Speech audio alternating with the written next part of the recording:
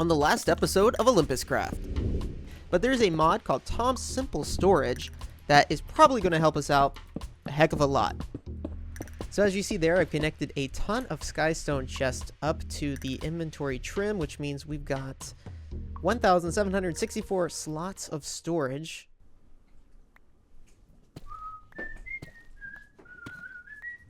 Gonna find me some diamonds, I'm a-crawling. Yes, indeed, and I'm under the ground. Gonna find me some diamonds.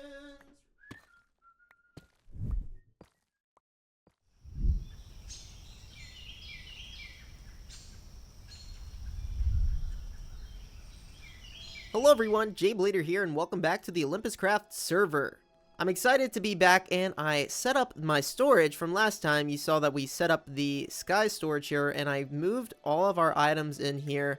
It's already saved me so much time. There's a lot of stuff I need to do, but I did go mining, and I did find some diamonds, and I've already used a few to get some more pickaxes. I got a bonus pickaxe here, and if we check my backpack, I actually have a slot over on the side here where I have a few more picks. Some of them need to be repaired. Oh, I also found this, a bronzed seashell. Check this out. Ready?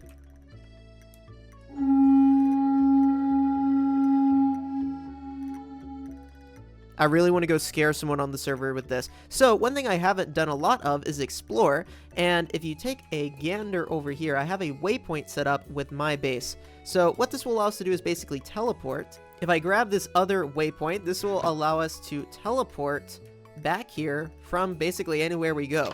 I want to go to spawn because I haven't been back there since the start of the server, which was quite a few days ago now, and I want to see if I can find some other people's bases. We have a chat with all the base locations basically in them, so I'm gonna run around and do some exploring. Let's go. Well, we're back where everything started. You guys remember this place? This is where we started the server a few short episodes ago, and looky here, the spawn waypoint. So now I can TP between these spots, which could save me a lot of time. It's only a few hundred blocks away, and we have a building here. This is the swap shop. I believe Rob set this up. Rob is actually on right now. He is the DJRPB, and you guys should check out his channel. So there's a ton of cool stuff in here. I think the idea is that we can drop off stuff in here of equal value and pick up maybe something kind of unique that we don't have access to yet, like jungle saplings. I don't have jungle saplings, so we'll drop off some of these. Welcome to the swap shop. This is not a shop for profit, but an opportunity to share resources on the server. Feel free to take any item in the shop, but please leave an item of equal value or higher. Whoa, the Ring of Hungerless. Keeps the hunger bar always full. Now that is truly legendary, but I have nothing to really replace it with of equal value, so you're gonna stay elusive for now. But great job setting up this shop. I like the mud blocks, the mangrove. Very nice. Very, very nice color palette. I'm a pretty long ways from spawn, but I found this village and I stole a little bit of the smooth quartz just because it's a great building block and it is a farm, or is a pain to farm. And I'm also grabbing some of the other resources here, like some emeralds and some villagers. You're probably like, what is going on? This is called Pickable Villagers. It's one of the mods we have, and it allows me to shift right click a villager, and it puts them in my pocket. So freaking funny to be able to hold these guys. Oh my gosh. But it makes moving and transporting and dealing with villagers in this game so much easier. If you've ever goofed with the villagers before, then you know that they can be a total pain to deal with. So I loaded up. We got some villagers here, enough to start a villager trading hall. Grabbed a bunch of resources while I was out running around. Bunch of seeds for different Croptopia plants, some bamboo, some ore here and there. Got, let's see what else we got. Some packed ice. Found some, yeah, like I said, some snow blocks, some smooth quartz. Anyway, let's head back to the base here and drop some of this stuff off. And we'll see what is the next project that we're going to work on.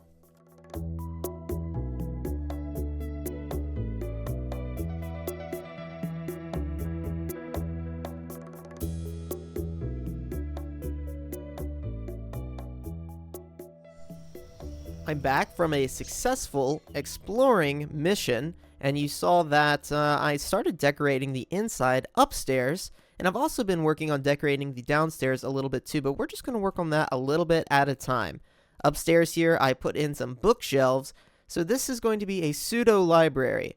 I really want to work with villagers, but I'm not really interested in setting up a giant villager trading system this early in the server's life. I think other people are also working on it too. So we're just going to set up a few villagers. We've got our pocket villagers here. Bam, we're going to put them in here. There we go. Do I have any more on me? Nope, just those 4 for right now. And then we're going to turn these guys into librarians. Librarians give us book trades. And the librarians are going to be useful because I'm trying to get Mending and a few other key enchanted books. I'm going to have to farm some emeralds at some point too, so probably doing paper trades is the easiest way to do that, just to get started. But we're going to put these guys on the wall just to get started. We may let them wander this upstairs part as I design it, but we got an unemployed villager, and I want them to be employed. Let's see if I can't get them to take a look at this lectern. They should be able to see it, even with the trapdoor on top. We're going to need a lot more paper for this, so I'm going to go ahead and craft up this. We're trading paper for emeralds, and I already had some emeralds, and we're also going to need a few more books, so let's go ahead and grab those. Villagers can change their profession during the day. You see, it's daytime outside, and that is when they are looking for a new job. You see this guy's unemployed. He will eventually see this lectern and change it. So, like, if they don't have a trade I want, you can just remove the lectern, place a new one down. They will eventually pick up a new one. But this guy actually has a trade I want to grab, Soulbound. And so if we do one trade, this will lock this guy. He will forever have the Soulbound trade. And this guy actually has Silk Touch, so we're going to do one of the same things. We're going to grab a Silk Touch book. He is forever a Silk Touch villager. And the rest of these guys, we're going to be taking away their workstations, placing a new one, and waiting for them to recognize that they can access that again. Sometimes it takes some time. Sometimes it's very fast. But once they pick it back up, we're just going to keep rotating, basically, and looking for that Mending enchantment. This area up here is coming together really quickly. I decided to put a hallway in here so that we can do stuff with the other parts of the room and turn this into a library room. I think this looks really cool. I'm going to need to farm some more bookshelves. They're a little expensive. They take some leather and some paper, and that's not a lot of stuff that I have right now. But let me show you some of the enchantments we've got here. We've got an efficiency 5 for 19 emeralds, which is crazy good price. We've got this guy. I'm still rotating. Silk Touch. Soulbound. So what Soulbound does is every time you die, it will take the enchantment off, but there is a chance that whatever you had in your inventory will stay with you. So this could be really good. It goes up to Soulbound 3. Still rotating this guy out. We've got a Looting 3, and we've got an Unbreaking 3. All these are pretty valuable enchants. So I'm going to spend the next little bit, once again, rotating these guys out, trying to get that Mending enchant.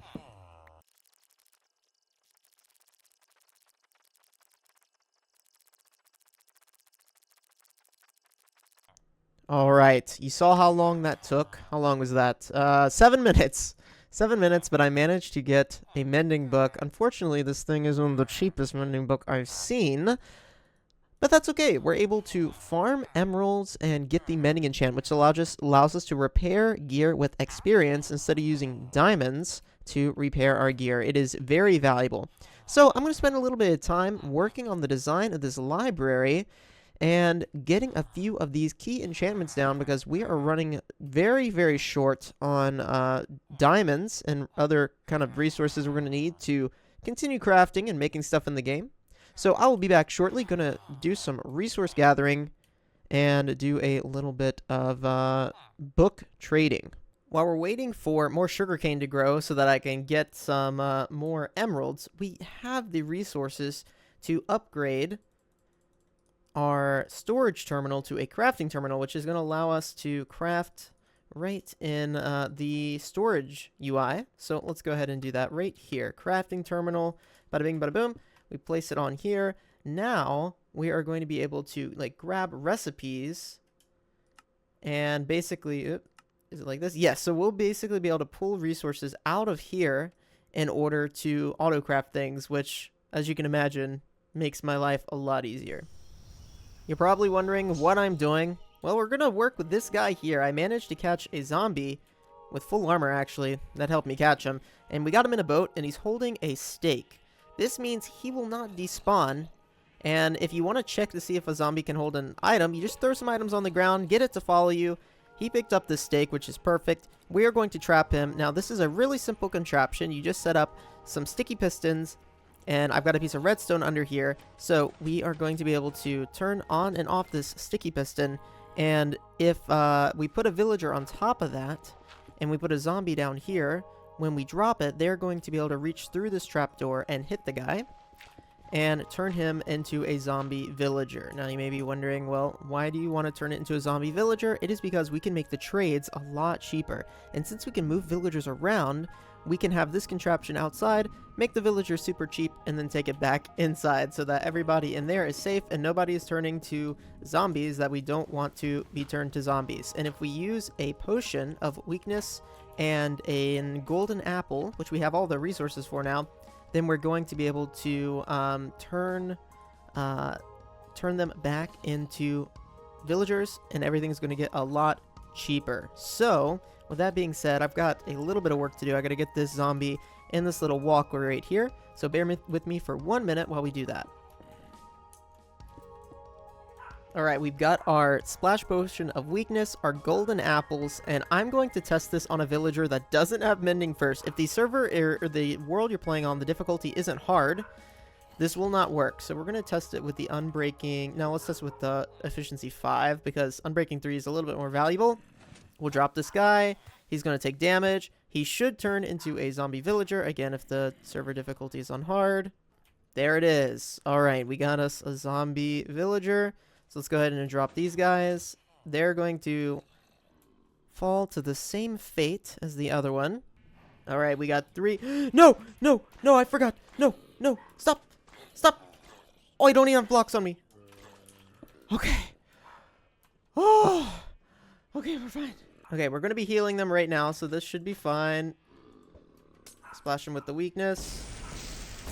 There we go. Now they have strength. You can see they are being healed. He has 3 hearts left. Oh my gosh, that was close. I'm so silly. I forgot that these guys will burn in the day.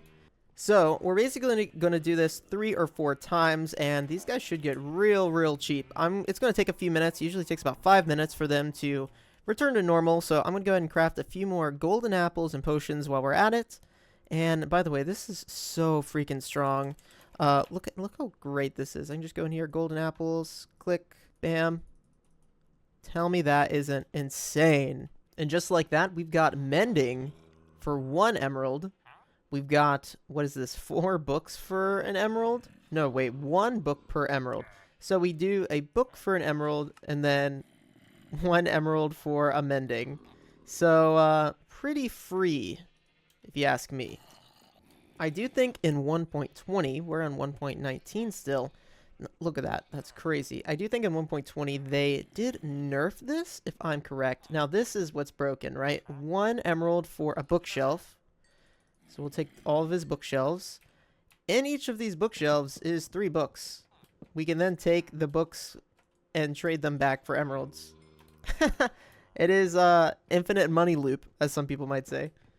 And we can move these guys back upstairs, and they will keep that cheap price. And now I am going to be able to get all of the books I ever need, especially all the mending and unbreaking. I'm sure other people on the server have a bunch of this stuff too, but maybe a shop is in order here pretty soon. Well, I want to thank each and every one of you guys for watching this episode. It has been so much fun playing on here. I once again encourage you to check out the other talented players, builders, and video makers here on the server. Their channels are in the description below. But if you did enjoy, make sure you leave a thumbs up. It lets me know that I'm doing something that is good and is right. And I put a lot of effort in these videos, so it always is much appreciated when you guys let me know what you think. Until next time, guys, thanks for watching.